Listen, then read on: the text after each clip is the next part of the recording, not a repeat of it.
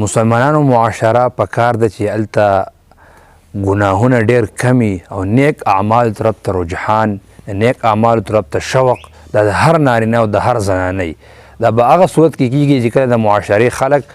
یو بل ته د خیر تلقین کوي، یو بل ته خیر ته رابلي، نیک اعمالو ته یو بل رابلي او د ګناهونو نه چې کوم دی د بچاو کوشش کوي او د ګناهونو نه چې کوم دی یو بل بچ کوي، همدا پاکه معاشره جوړیږي. دا معاشره د صحابه کرام معاشره وه چې هلته به خلکو یو بل نیک اعمالو طرف ته رابلل، یو بل به خو عملون ته رابلل او د ګناهونو نه به یو بل بچ کو، یو بل به د حرامو کارونو نه بچ کو، یو بل ته به یې ښودله چې دا کارونه ټیک نه دي، دې نه ځان بچ کول غواړي او دا د اعمال مونږ له پکار دي د دې لپاره چې مونږ د الله محبوب بندګان جوړ شو. په دې وجه الله رب العالمین قرآن کریم کې فرمایي چې کنتم خیر امة اخرجت للناس تأمرون بالمعروف وتنهون عن المنکر، تاسو یو بهترین امت ټاکلی شوي د دې لپاره چې یو بل ته به د ښېګړې حکم کوئ، یو بل به خیر ته رابلی، د خیر کارونو ته به یو بل رابلی او د ګناهونو نه خپل ځان بچ کوئ. ولتکن منکم امة یدعون الی الخیر، الله وایي تاسو کې د خامخا داسې خلک دي، داسې یو ډله یو جماعت دې خامخا وي چې هغه خیر ته خلک رابلي او د ګناهونو نه خپل ځان بچ کوي. الحمدلله دا کار علما هم کوي، دا کار صالحین هم کوي او دا یو ډېر بهترین کار دی د انبیاو او دارنګې صحابه کرامو کړی دی. موجوده دور کې هم چې کوم دی مدارس یې کوي، مراکز یې کوي، تبلیغي جماعتونه یې کوي ډېر په ښایسته انداز سره. الله رب العالمین دې د هغه ټولو هغه خدمات قبول کړي او الله رب العالمین دې ټولو په د خدماتو په نتیجه کې د الله تعالی دین غالبه کړي. په دغه سلسله کې تبلیغي اجتماع چې کومه را روانه ده، الحمدلله د تبلیغیانو کار، د تبلیغي جماعت کار ډېر منظم انداز سره، ډېر په بهترین انداز سره په پوره دنیا کې روان دی. امید ده چې د اخلاص سره دی الله تعالی دا کار قبول کړي. هم په دغه سلسله کې تبلیغي ترتیب دا دی چې هغوی سالانه چې کوم دی اجتماعات به کول او د پوره دنیا خلک به طور خاص د پاکستان خلک به پای کې شریک کېده، لیکن ربطه د هغې تعداد ډېر زیات شو، پای کې د هغې انتظامات هغه ممکن نه وه چې هغه ټولو خلکو ته په یو ځای باندې میلاو شوي وي. په دې وجه تبلیغي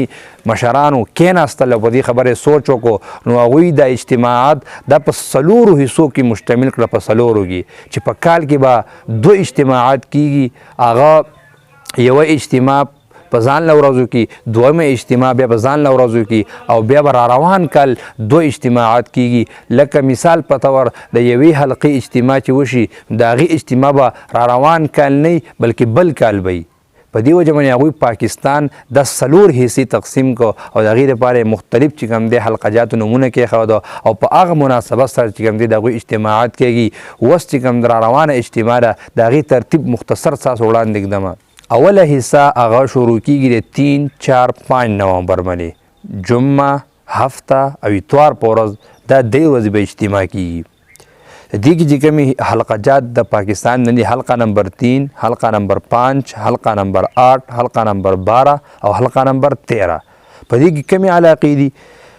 لکي مروت، بنو، کرک، دیر، باجوړ، چترال، سرګودا، خوشاب، میاوالی، بکر، راولپنڈی، اسلام آباد، چکوال، جہلم، اٹک، آزاد کشمیر مکمل، صوبہ سندھ، کراچۍ نه بغیر. دا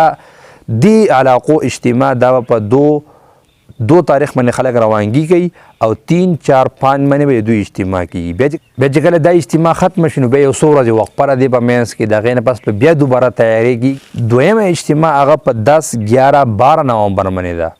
یعنی په 5 تاریخ چې کله دا اجتماع ختمه شي د اولنۍ اجتماع نو دا 100 ورځې ګیپ دی، 15 ورځې او بیا 10، 11، 12 نومبر باندې دویمه اجتماع ده. په دې کې حلقه نمبر 2، حلقه نمبر 9، حلقه نمبر 14، حلقه نمبر 16 او حلقه نمبر 17. په دې کې کومې علاقې دي؟ کوهاټ، هنګو، اورکزۍ، کورم،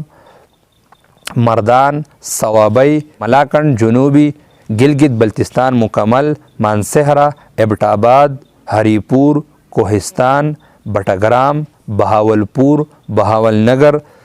رحیمیار خان، لودرا، گجرانوالا، سیالکوٹ، ناروال، منڈی بہاؤالدین، شیخ وفورہ، حافظ آباد. دا هغه علاقې دي چې دوی اجتماع په 10، 11، 12 نومبري.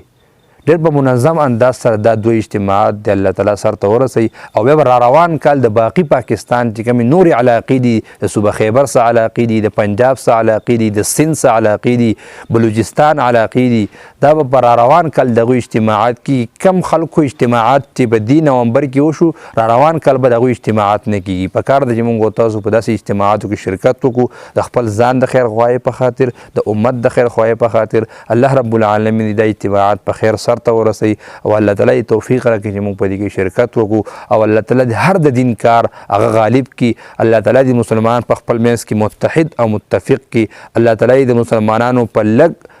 خدماتو کې او په لږ عبادات کې برکت واچي او الله تعالی د کفر او کافران نیست او نابود کې به طور خاص په آخره کې د فلسطین د مسلمانانو په حال دی الله رحم وکړي او د مسلمانانو په حکمرانانو کې د الله غیرت پیدا کړي چې د فلسطین د مسلمانانو سره په عسکري جاني مالی قوت سره ودرېږي او د هغوی مدد وکړي او الله تعالی د اسرائیل سره د خپلو حواریینو تباه او برباد کړي واخر دعوانا ان الحمد لله رب العالمین.